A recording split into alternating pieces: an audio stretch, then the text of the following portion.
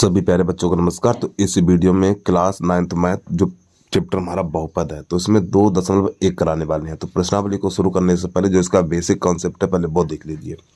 तो सबसे पहले आपको लिखना है एक चर वाले बहुपद एवं प्रकार। तो सबसे पहले हेडिंग होगी चर राशि। चर राशि क्या होती है ये देख लीजिए। किसी समीकरण में उपस्थित अज्ञात राशि, किसी समीकरण में उपस्थित अज्ञात राशि चर राशि कहलाती है। इसे सामान्यतः x, y, z आदि अक्षरों से निरूपित किया जाता है। चर राशि का कोई निश्चित मान नहीं होता है। जैसे कि 2x + 5 = 4 में x चर राशि है हमारी। अगला देखिए अचर राशि। अचर राशि वह राशि है जिसका मान निश्चित होता है। इसे सामान्यतः a, b, c आदि अक्षरों के द्वारा निरूपित किया जाता है। जैसे कि -4, 3, पाई, 3/7 आदि सभी चर राशियां हैं। अगली हेडिंग है हमारा बीजीय व्यंजक। तो चर व अचर राशियों का वह समूह जो कि 4 मूलभूत अंकीय संक्रियाओं प्लस माइनस गुणा और भाग द्वारा संयोजित किया जाता है और बीजीय व्यंजक के रूप यानी बीजीय व्यंजक कहते हैं। जैसे 6x² - 5y² प्लस का 2xy।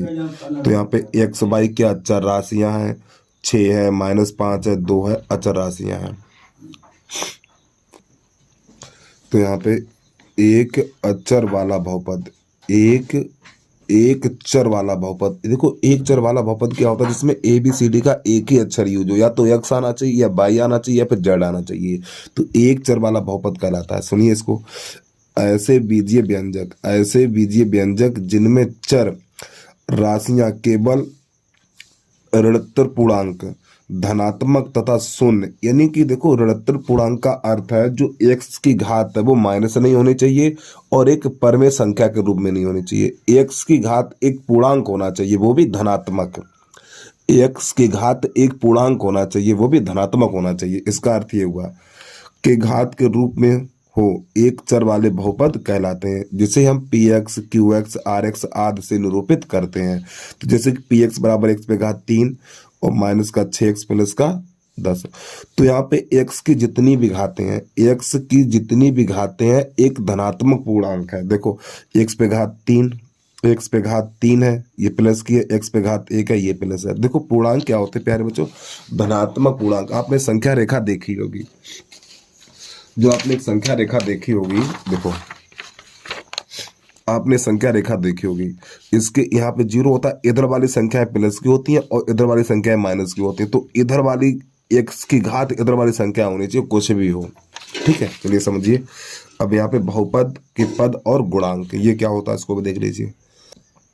तो यहाँ पे लिखेंगे पद। बहुपद के, यहाँ पे डंडा लगा देना, बहुपद के वे भाग जो प्लस तथा माइनस चिन्हों के द्वारा पृथक का अर्थ है अलग अलग, पृथक रहते हैं, बहुपद के पद कहलाते हैं। देखिए जैसे x² - 4x + 7, देखो माइनस प्लस के द्वारा ये अलग अलग होते हैं। ठीक, तो ऐसे बहुपद क्या कहलाते हैं, यानी कि ये पद कहलाते हैं हमारे। जैसे कि x², 4x तथा 7 बहुपद के पद हैं। अगली हेडिंग देखिए गुणांक में लिखेंगे यदि किसी चर राशि में किसी अचर राशि से गुणा किया जाए, यदि किसी चर राशि में किसी अचर राशि से गुणा किया जाए तो यह अचर राशि दी गई चर राशि का गुणांक कहलाती है। अब समझिए, देखो यहाँ पे x² है तो प्यारे बच्चों यहाँ पर 1 है हमारा, कितना 1, तो x² का गुणांक 1 है। अब इस x का गुणांक -4 है और ये हमारा अचर पद है। ठीक, तो गुणांक आपको समझ में आ गए होंगे। एक बार फिर सुन लीजिए। अब किसी चर राशि में किसी अचर राशि से गुणा किया जाए, थोड़ा समझो। जैसे कि मान लो x × 7, ये हमारी चर राशि है और ये अचर राशि है। तो चर राशि में अचर राशि का गुणा किया जाए, 7x गुणा किया जाए तो यह चर राशि दी गई राशि का गुणांक कहलाती है। तो ये क्या कहलाएगी, गुणांक कहलाएगी हमारी। अब यहाँ पे लिखा हुआ है बहुपद की घात। एक बहुपद में चर की अधिकतम घात वाले पद के घातांक को बहुपद की घात कहते हैं। तो इसमें नंबर 1 डाल के लिखेंगे एक चर में बहुपद की घात। यहाँ पे लिखा हुआ है एक चर वाले बहुपद की स्थिति में, एक चर वाले बहुपद की स्थिति में चर की अधिकतम घात बहुपद की घात कहलाती, यानी कि जो बहुपद की सबसे बड़ी घात होगी वो भी एक चर में। तो देखो यहाँ पे एक चर में है बाई बाई बाई, ये एक चर ये बहुपद है, तो इसमें बहुपद की घात कितनी हो जाएगी? 6 हो जाएगी। भाई यहाँ पे लिखा हुआ बहुपद की घात 6 है। अगला देखिए नंबर 2, दो या अधिक चरों में बहुपद की घात, यानी 2 चर होने चाहिए, तो बहुपद की घात कैसे पता करेंगे? 2 या 2 से अधिक चर वाले बहुपद की स्थिति में प्रत्येक पद में चरों की घातों का योग लेते हैं तथा किसी भी पद में प्राप्त अधिकतम योग को बहुपद की घात कहते हैं। अब समझिए, देखो यहाँ पे 2 चर है एक्स और वाई, एक्स और वाई, तो यहाँ पे देखो एक्स पे घात 3 है और यहाँ पे इन दोनों की घातों को जोड़ के बताया जाएगा, तो 2 और 2 4, तो यहाँ पे देखो एक्स तथा वाई में घात 4 का बहुपद है, तो इन दोनों की घात को जोड़ के बताया जाएगा। तो इस ये यानी कि ये जो बहुपद है हमारा 2 चर में है, तो इसमें बहुपद की घात कितनी है? 4 है। इन दोनों को जोड़ के बताया जाएगा। अगला देखिए यहाँ पे लिखा हुआ एक शून्योत्तर अचर बहुपद, एक शून्योत्तर अचर बहुपद की घात 0 होती है। जैसे कि मान लो यहाँ पे पूछ दें हम, ये 8 है, तो 8 में बहुपद की घात कितनी है? 0 है, क्योंकि यहाँ पे x पे घात 0 लगाएंगे ऐसे करके, ठीक है। जैसे 5 आ जाए तो यहाँ पे x पे घात 0 होगा, तो इसकी बहुपद की घात 0 होगी। अगला पॉइंट, एक शून्य बहुपद घात परिभाषित नहीं होती है, ये भी नोट पॉइंट याद कर लीजिए आप, यानी एक शून्य बहुपद की घात परिभाषित नहीं होती है। अब आप अगली हेडिंग डालेंगे बहुपदों का वर्गीकरण। यानी बहुपदों का वर्गीकरण 2 तरह से किया जाता है। नंबर 1 है पदों की संख्या के आधार पर, और नंबर 2 घातों की संख्या के आधार पर। तो पहला है पदों की संख्या के आधार पर। पदों की संख्या के आधार पर सुनिए, एक पदीय बहुपद, ऐसा बहुपद जिसमें केवल एक ही पद होता है, एक पदीय बहुपद कहलाता है। जैसे कि 5x है, 7 है, 3x² है, -7x² है, ठीक, 4 पे घात 2 है आदि। अब यहाँ पे नंबर 2 द्विपदीय बहुपद, ऐसा बहुपद जिसमें केवल 2 पद होते हैं, द्विपदीय बहुपद कहलाता है। जैसे कि मान लो हमारा 3x + 5 x² + 8 x - 6, ये क्या है? हमारा द्विपद है। चलिए अगला देखिए त्रिपदीय बहुपद, ऐसा बहुपद जिसमें केवल 3 पद होते हैं, त्रिपदीय बहुपद कहलाता है। जैसे कि मान लो 3x² + का 5x + का 6, इसमें 3 पद हैं। 9x - का 5x² + का 8, इसमें भी हमारे 3 पद हैं। तो ऐसे बहुपद जिसमें 3 पद होते हैं बहुपदी कहलाते हैं हमारे। अब इसके बाद नंबर 2 बताने वाले घातों के आधार पर बहुपद के प्रकार। नंबर 2 डाल के लिखेंगे चर घात के आधार पर बहुपद के प्रकार। तो चल लीजिए भैया, चर बहुपद, ऐसा बहुपद जिसमें केवल अचर पद अर्थात x पे घात 0 का पद होता है, अचर बहुपद कहलाता है। तो यहाँ पर समझिए नंबर 1 नोट पॉइंट है हमारा, अचर बहुपद की घात 0 होती है, अचर बहुपद की घात 0 होती है। तो नंबर 1 डाल के लिखेंगे रैखिक बहुपद, यानी घातों के आधार पर बहुपद के प्रकार आपको बता रहा हूं। तो ऐसा बहुपद जिसमें चर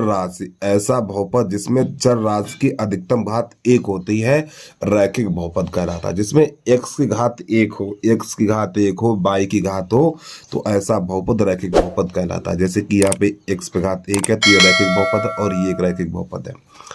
अगला देखिए द्विघात बहुपद, ऐसा बहुपद जिसमें चर राशि की अधिकतम घात 2 होती है, द्विघात बहुपद कहलाता है। देखो यहाँ पे एक पद तो 3 है, लेकिन घात कितनी है? 2 है, तो द्विघात बहुपद है हमारा। अगला त्रिघात बहुपद, ऐसा बहुपद जिसमें चर राशि की अधिकतम घात 3 होती है, ऐसा बहुपद जिसमें चर राशि की अधिकतम घात 3 होती है, त्रिघात बहुपद कहलाता है। तो यहाँ पे समझ लीजिए, जैसे कि मान लो 3x पे घात 3 + 5x² - का 8x + का 10, तो देखो यहाँ पे घात कितनी है? 3 है, तो ये त्रिघात बहुपद कहलाएगा हमारा। अगला पॉइंट है हमारा शून्य बहुपद। शून्य बहुपद क्या होता है? ऐसा बहुपद, ऐसा बहुपद जिसमें चर राशि का गुणांक शून्य होता है, शून्य होता है, शून्य बहुपद कहलाता है, शून्य बहुपद कहलाता है। तो यहां पे लिखेंगे जैसे में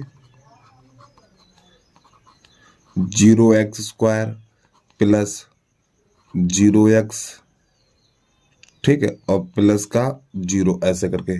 तो यानी कि यहाँ पे लिखा हुआ ऐसा बहुपद जिसमें चर राशि का गुणांक शून्य होता है। देखो चर राशि और अचर राशि ऐसे लिख लीजिए, ठीक है। अचर राशि का गुणांक शून्य होता है तो शून्य बहुपद कहलाता है। देखिए यहाँ पे शून्य है, ये भी इसका गुणांक शून्य, ये शून्य, ये शून्य, तो ये शून्य बहुपद कहलाता है। और इसकी घात कोई परिभाषित नहीं होती, शून्य बहुपद की घात परिभाषित नहीं होती है। पीछे पॉइंट बता चुका हूं, अब आपको प्रश्नावली की तरफ लेके चल रहे हैं। तो प्रश्न नंबर पहला है हमारा, निम्नलिखित व्यंजकों में से कौन कौन से एक चर में बहुपद है? देखो एक चर में बहुपद है यानी एक ही चर होना चाहिए। तो देखो इसमें हमारे 3 चर हैं x y z, तो ये बहुपद नहीं है। तो यहाँ पे क्या लिखेंगे? एक चर बहुपद नहीं है। यहाँ पे लिखेंगे एक चर बहुपद नहीं है, इसमें ये लिखेंगे, ठीक। अब यहाँ पे देखिए प्यारे बच्चों, मैंने बहुपद की परिभाषा लिखाई थी, बहुपद की घात एक धनात्मक पूर्णांक होना चाहिए। अब यहाँ पर देखिए ये बाई है, इसको हम ऊपर लेके जाएंगे। जब हम इसको ऊपर लेके जाएंगे तो बाई प्लस 2 बाई पे घात -1 हो जाएगा। तो देखो बाई की घात ऋणात्मक हो गई है, तो यहाँ पे लिखेंगे बहुपद नहीं है, बहुपद नहीं है, ठीक है।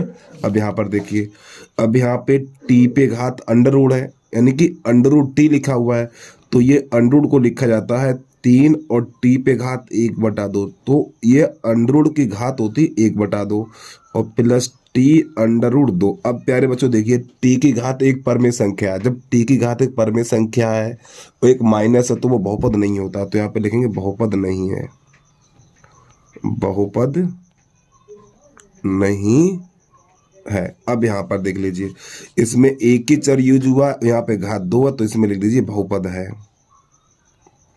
बहुपद है। यहाँ पर भी देखो एक ही चर यूज हुआ है, तो ये भी बहुपद है हमारा। तो देखो बहुपद कौन कौन से नहीं होते, एक चर में बहुपद कौन कौन से नहीं है? देखो एक चर में बहुपद, यहाँ पे 3 अक्षर यूज हुए हैं x y z, तो एक चर में बहुपद नहीं है। यहाँ पे बहुपद की घात देखिए, इसको ऊपर लेंगे तो माइनस होगी, तो ये बहुपद नहीं है। और यहाँ पर टी पे घात 1/2 है, ये भी बहुपद नहीं है। तो प्रश्न नंबर 2 है, निम्नलिखित में से प्रत्येक में x² का गुणांक लिखिए। तो यहाँ पे सबसे पहले दूसरे का पहला, तो यहाँ पे लिखेंगे x² का गुणांक बराबर। तो सबसे पहले ये देखो इन 3 पदों में x² कहाँ लिखा है? तो देखो x² ये लिखा है, तो इस x² के सामने कितना है प्यारे बच्चों? 1 है। कितना? 1 है, तो इसका मान हो जाएगा 1। और देखो प्लस का चिन्ह है, तो प्लस का 1 और प्लस का लिखा नहीं जाता है, आपको पता होना चाहिए, प्लस चिन्ह लिखा नहीं जाएगा। यहाँ पे देखिए, तो इसमें x² का गुणांक बताना, तो लिखना है x² का गुणांक, समझिए इसकी बात को। तो इस x² के सामने कितना है? 1 है।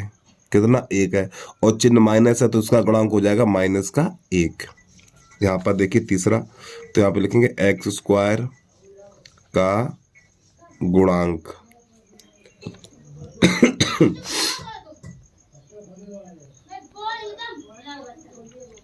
x² का गुणांक कितना है? तो देखो x², तो x² का गुणांक π/2 है, तो यहाँ पे लिखेंगे π/2, इसका आंसर ये हो जाएगा। अब यहाँ पे लिखेंगे x² का गुणांक,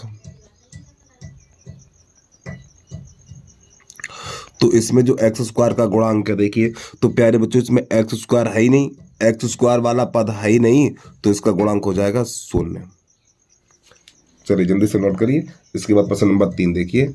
प्रश्न नंबर 3 है जो आपको स्क्रीन पे दिख रहा है। 35 घात के द्विपदीय, 35 घात के द्विपदीय का और 100 घात के एक पदीय का उदाहरण दीजिए। तो यहाँ पे लिखेंगे नई लाइन से प्रश्न नंबर 3, 35 घात का द्विपदीय उदाहरण, द्विपद उदाहरण।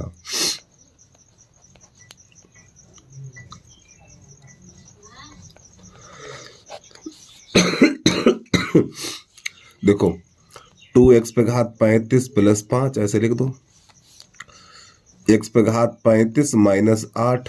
उसने एक ही पूछा, हम 2-3 दिखाई दे रहे हैं। बस x की घात, x या y की घात 35 होनी चाहिए और उसमें 2 पद होने चाहिए।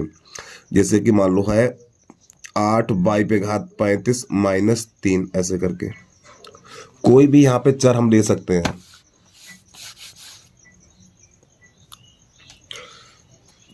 तो यहाँ पे देखो y पे घात 35 है, तो ये हमारा 35 घात का द्विपदी उदाहरण हो गया। अब यहाँ पे लिखेंगे 100 घात का, 100 घात का एक पदी उदाहरण।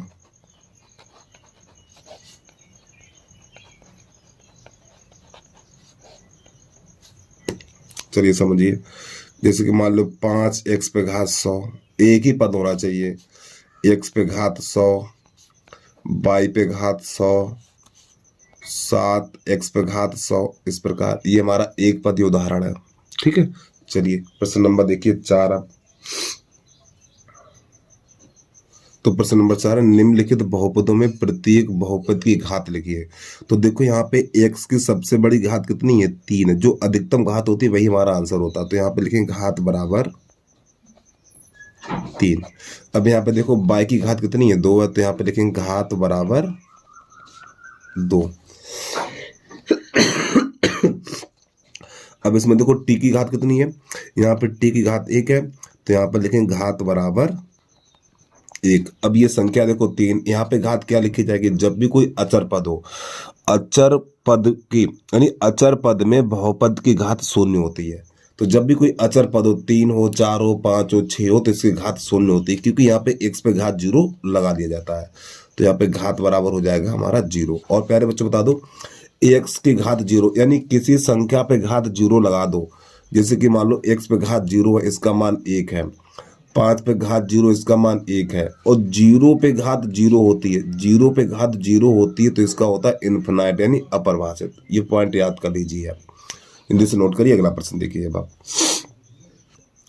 तो प्रश्न नंबर 5 है हमारा, बताइए कि निम्नलिखित बहुपदों में कौन कौन बहुपद रैखिक हैं, कौन कौन से द्विघात हैं और कौन कौन से त्रिघात हैं। और प्यारे बच्चों, अभी तक आपने यूट्यूब चैनल को सब्सक्राइब नहीं किया तो यूट्यूब चैनल को सब्सक्राइब करके बेल आइकन घंटी को प्रेस कर लीजिए आप, और हो सके तो इस वीडियो को शेयर जरूर कर दीजिए। तो चलिए यहाँ पे देखिए, बहुपद के प्रकार बताने, वो भी घातों के आधार पर। तो देखो इसकी घात कितनी है? 2 है। इसकी घात 2 है। तो यहाँ पे लिखेंगे द्विघाती बहुपद है, द्विघाती बहुपद है।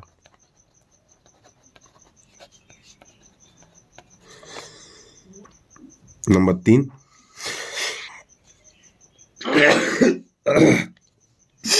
नंबर 3 है यानी कि दूसरा है। तो यहाँ पे देखिए घात कितनी है? 3 है। इस यहाँ पे x की घात 3 है, तो यहाँ पे लिखेंगे त्रिघाती बहुपद है, त्रिघाती बहुपद है, बहुपद है। अगला देखिए, यहाँ पे देखो बहुपद की घात 2 है। हमें x और y की घात देखनी होती है। तो यहाँ पे देखो सबसे बड़ी घात 2 है, तो यहाँ पे लिखेंगे द्विघात बहुपद है, द्विघाती बहुपद है। अगला, तो यहाँ पे देखो x की घात कितनी? 1 है। जब x की घात 1 है तो इसे बोलते हैं रैखिक बहुपद, रैखिक बहुपद, जिस बहुपद की घात एक है उसे रैखिक बहुपद बोलते हैं। जिस बहुपद की घात दो है द्विघात बहुपद बोलते हैं। और जिस बहुपद की घात तीन है त्रिघात बहुपद बोलते हैं। अब यहाँ पे देखिए टी की घात एक है तो ये भी रैखिक बहुपद हो जाएगा हमारा, रैखिक बहुपद। और प्यारे बच्चों वीडियो आपको अच्छा लगा तो प्लीज कमेंट करके जरूर बताइए वीडियो आपको कैसा लगा है। ठीक, कमेंट में सभी बच्चे बता के जाएंगे। अब यहाँ पे देखिए आर पे घात कितनी दो है, जब आर पे घात दो है तो द्विघात बहुपद है हमारा, द्विघाती बहुपद है। अब नंबर तीन देखिए यहाँ पे एक्स पे घात तीन है, एक्स पे घात तीन है तो ये त्रिघाती बहुपद है हमारा।